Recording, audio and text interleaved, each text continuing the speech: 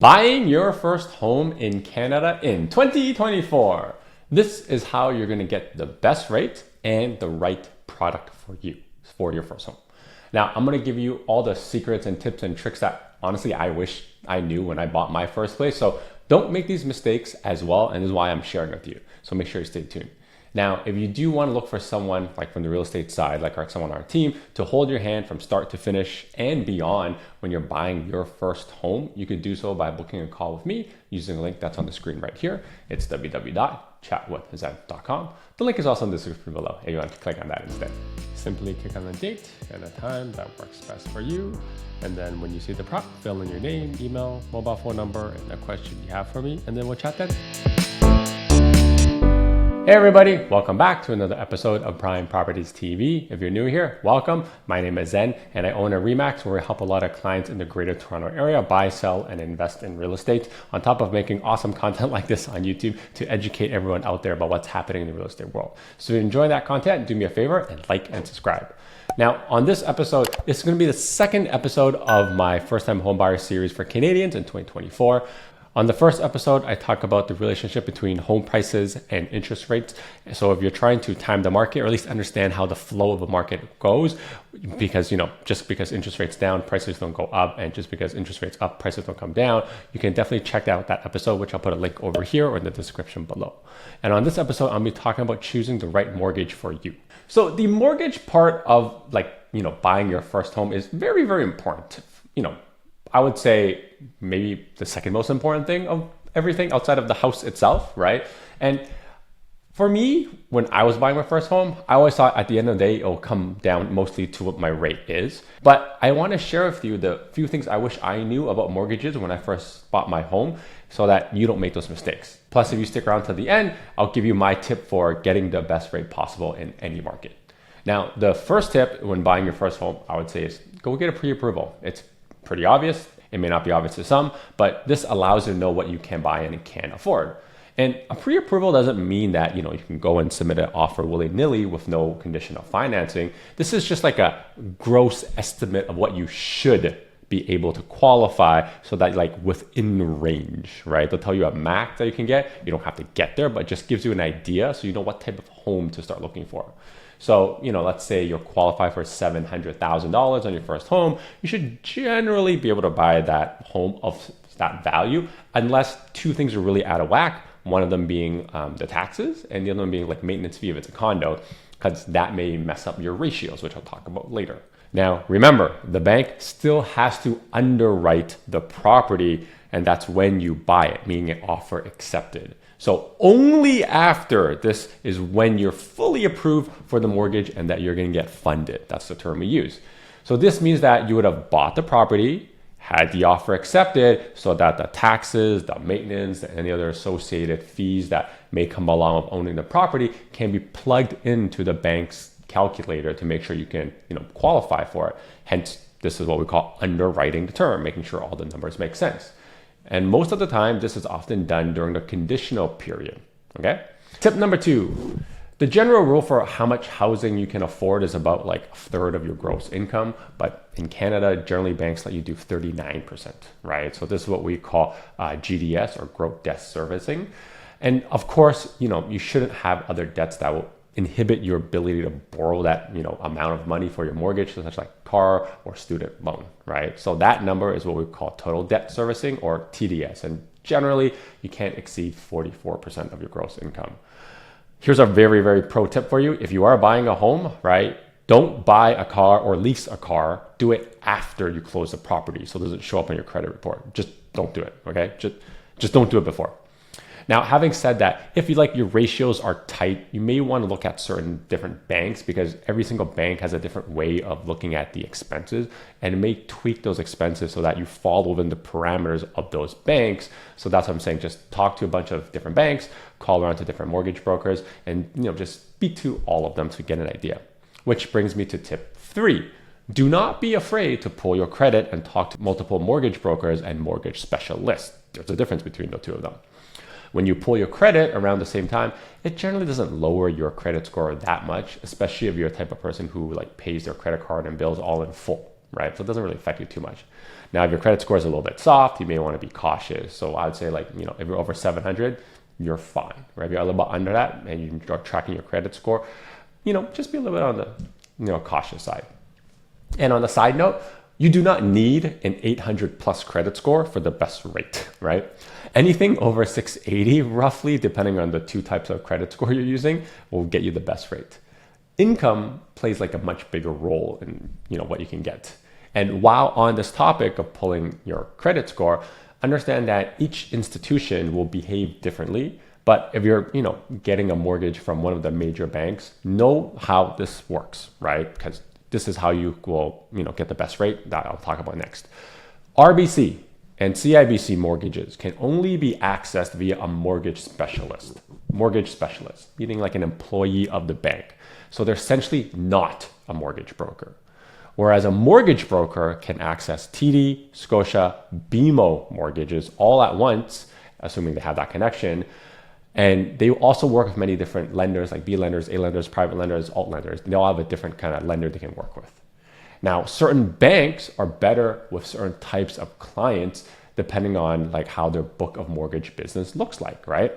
So I'll give you an example.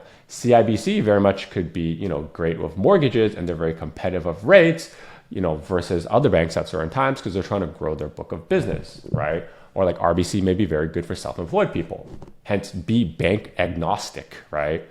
And also certain mortgage specialists at banks have better products than others. Yes, that is true, right? So you just have to know who you know, right? So for me, I've had mortgages at every single bank, and honestly, they're all the same. So just be agnostic to the bank you're getting it. It doesn't have to be the bank that you're banking with to get a mortgage. It could be anyone. Just make sure you get the best rate and the right product for you. Tip number 4, choosing between variable or fixed. You can ask anyone for any type of advice on this, and they're all going to give you a different answer based on their experience. But what I would say generally is this: pick the mortgage that works for you, right? Like you, the person watching this. Variable, if you could tolerate risk and volatility, which may have some upside, meaning it could be lower in the future or somewhere down the line in your term, or it could have downside, what we saw with rates going up in the last few years. Fixed, get one if you want to sleep better at night, right? It's totally based on your personality and your risk tolerance, right? I have clients that have gone with either or for their primary residence, and it's just a preference, right? Now, if you understand the bond market, economics, and you try to rationalize which is better with logic, but you can definitely go with like picking which one makes the most sense to you, but just understand that these are all things that you cannot control, right? So you gotta ask yourself, can you handle that risk if you're wrong? Now, the thing I will point out here is that if you get a variable, you can go into a fix with like the lowest rate with that lender usually, because they're incentivized to keep you around as long as possible, and fix is a little bit stickier for them, right? Now, if you go with a fixed and you want to go variable, there's a cost of breaking that penalty, and it could get very costly based on like the current posted interest rates. If you want to know what the cost of it is, you can just Google something called, I'll put up here, interest rate differential, or IRD. Tip 5, getting the best rate. Now, based on tip 3, when I told you, when you are bank agnostic and you have pulled your credit at all the institutions and all the brokers that may have need them, so you basically have your hands in all the banks that can offer you a mortgage, you can go shop your rate around and get the banks to compete for your business when you have gone firm on your purchase, right? Meaning that you're going to buy the house and you're getting ready to close. This is especially true if you're a very credit-worthy borrower, meaning like high income and really good credit score. They all want to lend to you and sell you more products at the bank. And all banks want to get your business and will use like very low competitive mortgage to get you into kind of like their umbrella and then ultimately sell you more products. That's just mostly how banks work. They sell you more products, checking products, credit cards, et cetera, right? So after you have waived your condition and have, done the underwriting process, go to each bank, shop your mortgage around, and get other banks to beat what you have.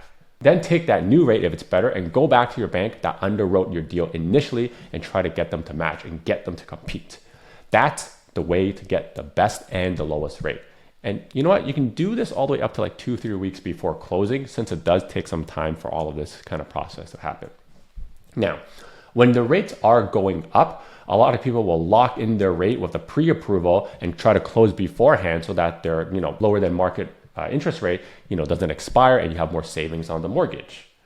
When the rates are going down, you want to shop it around like up to 2-3 weeks because the rates are going down and other banks may be able to offer you better rates depending on the cost of their borrowing, right? So those are the things you need to understand. Tip number 6, choosing the right product. While, like I said in the beginning, rate is the most important part of the mortgage, most of the time, there may be other things as part of your mortgage product, depending on what your needs, that may be important to you based, again, on your situation. And just give you some ideas so you understand. If you want a line of credit for investing, right? Or maybe you want to get a re-advanceable line of credit to do the Smith maneuver. Only certain banks will allow that, right? Depending on your ratios. If you want to partition your mortgage out, meaning like have one fixed, have one variable, only certain banks will allow you to do that. If you want to get a mortgage improvement plus for like renovations, like because you don't have the capital to renovate, but you want to borrow a little bit and pay it back, again, only certain banks will have that, right? You kind of get my drift, right? Certain banks, different products. Some other things you may want to consider is like your prepayment bonuses, right? If you want to pay down your mortgage faster. Most of the big banks, like the big 5/6 in Canada, will allow you to pay up to 20% of your total mortgage that's outstanding each year to pay it down faster without penalty. Now, if you plan to do more, there obviously is a cost. You have to understand that. On top of that, some lenders will let you only do monthly payments. And if you want to speed up your payment process to a bi-weekly, which is every other week, which is very common because a lot of my clients want to line it up with like their pay period if they're a T4 employee. This like bi-weekly thing is essentially just tricking yourself to having one additional payment of mortgage every single year. Because when you're bi-weekly, you have 13 payments in a year. And if you're monthly, you have 12, hence that one extra payment. But don't underestimate that one payment because that one payment on the bi-weekly could potentially shave off 4 to 5 years of your amortization, whether it's 25 or 30, if that's what you're going for. So just understand those things as a term in your mortgage.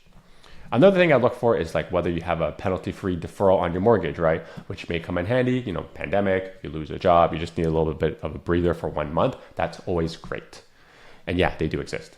Another good one you may want to consider is the portability of your mortgage, right? So in most cases, the first home you're buying is probably not going to be your final home, especially in the GTA, right? Because you're moving up the real estate ladder. Most of our first-time home buyers usually move up when their family grows, like when they have a kid or they plan to have a kid and they don't want to be in a condo anymore. So the ability to move that mortgage that you got with your first place, call it a condo, and move it to the new property without penalty is a lot of money, especially if the mortgage you plan to get is a fixed one, because you don't have to break the fixed mortgage. You could just move it over. And yes, you can always top that mortgage up as well, which is a blend and extend. Obviously, this has to be at the same bank, just making that clear. But this will allow you to sell your property without breaking that mortgage and move it to the next one and can save you a lot of money. Generally, they give you 90 to 120 days to port the mortgage. Otherwise, it becomes discharged. And finally, some banks will just offer you cash back. So always ask and just bake it into what that cash back is equal to in interest rates being deducted. And those are my tips and tricks for how to choose the right mortgage product for you and get the best rate. I hope this gives you a better idea of how to make the right decision for your mortgage. And if you do want to work with our team where it will provide you stuff like this, tips and tricks, and way more for when you buy your first home, you can do so by booking a call with me using the link that's on the screen right here. It's www.chatwithzen.com. The link is also in the description below for you. Hopefully this helps you in your journey to your first home. And until next time, your move, your future. See ya!